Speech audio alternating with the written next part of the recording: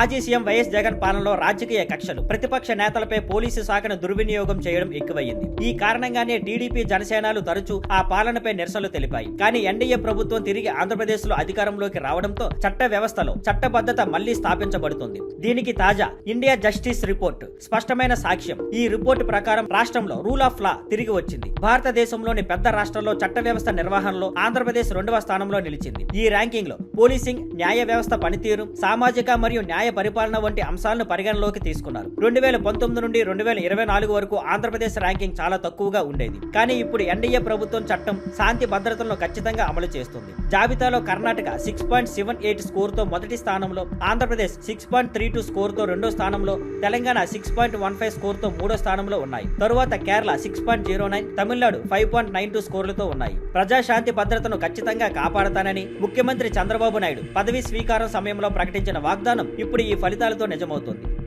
Thank you for watching. Please like, share and subscribe.